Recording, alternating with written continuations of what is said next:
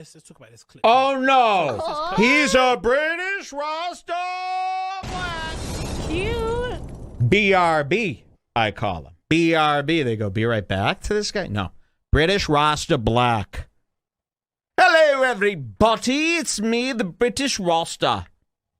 I'd like to be on your roster shirt. You've been having a lot of run-ins with the British these last couple weeks. I know. Who else was British last The week? Star Wars guy. Yes. So Open discourse. Open discourse? If you like open discourse, believe me.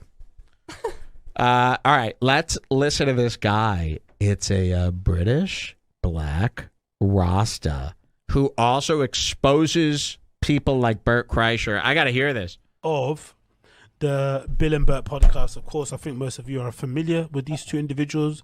Bill Burr, probably one of the best stand-up comedians now in the world, I'd imagine. Maybe him and Dave Chappelle are 1 and 2. My favorites are probably him, Dave Chappelle, Sebastian Maniscalco, and Norm Macdonald. They're probably my top 4, and maybe... See, this one you're going to hear, I get a lot of people going, Mike, who are your favorite comics?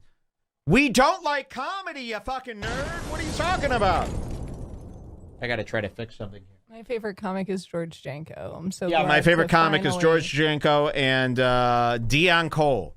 Yeah, I like fried shrimp. Shrimp tempura. So we got a British bozo, and he's already telling you, oh, I'm a fan of this. There's nobody to be a fan of. Case closed. Who are you a fan of?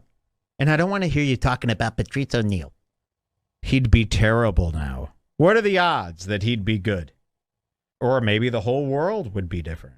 Maybe this type of comedy, this nonsense. Oh, wait, I didn't ever turn the screen on. Sorry about that. You should have seen my facial expressions. They were key.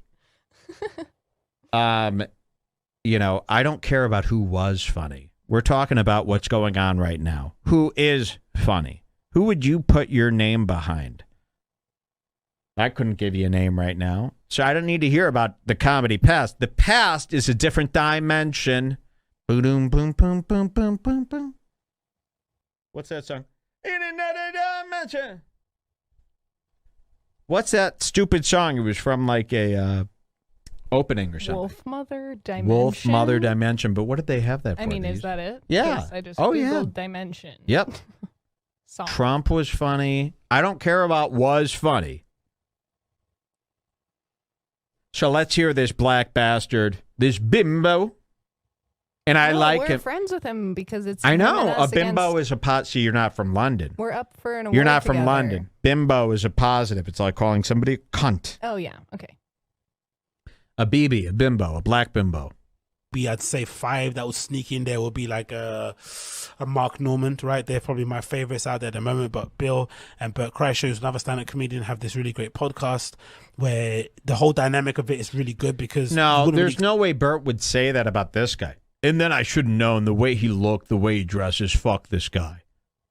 You wouldn't say that about a black guy to a white, scared, guilty man like this in 2020. I know. A black guy like this is, you want to be friends with him. This is like Marcel Wallace, or who is that guy? D'Angelo Wallace. D'Angelo Wallace. Oh, wait.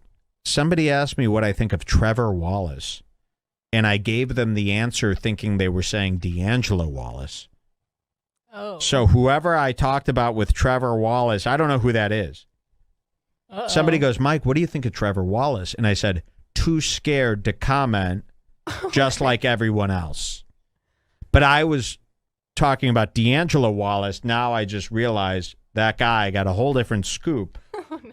In answer to his question. I hope that wasn't in writing. It was in writing. Expect them to be friends, right? Bill's kind of a feisty, prickly guy who kind of is never happy about anything, and Bert is basically a happy-go-lucky, functional alcoholic, bro dad. You see Bill Burr as a functioning alcoholic? I think this is why people think that it's this guy's video, because he respect to Bill Burr. Okay. But shitting on Bert, which sure. is one Okay, of the things let's hear Bert some more. mentioned. Well, we haven't even gotten to the shitting on. You know, this guy, whatever he touches is basically, I've shot on. Get it? Wait, what was that comment about? Oh, my God. In the comments. One time I said, Bill Burr's black wife, she can't rub her skin. And they flip out. What did you say about his black wife? Why does it... Are you fucking retarded? That's what you're going to hear. You're going to... I can't hear you say he's a black wife. What is it, man? This is where you're at in the commenting game? Yeah. He's got a black wife. She's up to no good. What do you think about that? Well, how do you even interpret that?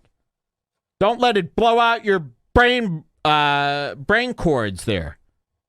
Isn't that something? Imagine you're watching this. Every fifth comment. What does it matter if his wife's black? Oh.